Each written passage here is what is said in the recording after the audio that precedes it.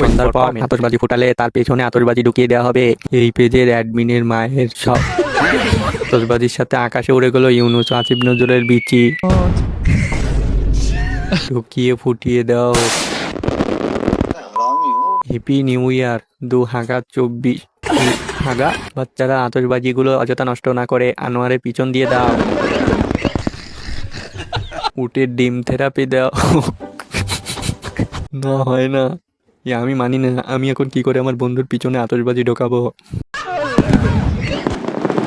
31st night ফানুস উড়িয়ে পশু পাখির ক্ষতি না করে গাঁজা খান, নিজেই উড়বেন। যারা আতশবাজি ফুটাইছে ওদের বাপ দুইটা। কয়টা? দুইটা। আমার এলাকায় অনেকে আতশবাজি ফোটানো হচ্ছে, ঘুমাতে পারছি না। ডক্টর ইউনুস সাহেব তো আসুন, কিনা ঢোকাবেন ঢুকিয়ে দিয়ে যান। ইউনুস সাহেব নিউ ইয়ার উপলক্ষে গিফট হিসেবে উপকার না করে পুটকি মায়েরা দিয়েন, তাহলে পুরো বছর মনে রাখবে আপনার। ভাই আমি তো 10 লাখ টাকার আতশবাজি কিনছি, তাইলে সব কি আমার কি দিয়া ঢুকাই দিব ডক্টর ইউনুস? তো এখনো পর্যন্ত কয়জনের ভেতর ঢুকে গেছে? অলরেডি পোলাপান ফুটাইতেছি। পারলে ঠকস কয়জনকে ঢুকিয়েছেন প্লিজ জানাবেন। তাই আনোয়ার টিভির পরিচালককে কেউ একটা নোবেল দেয়। আনোয়ার টিভিকে সরকার বানানো হোক।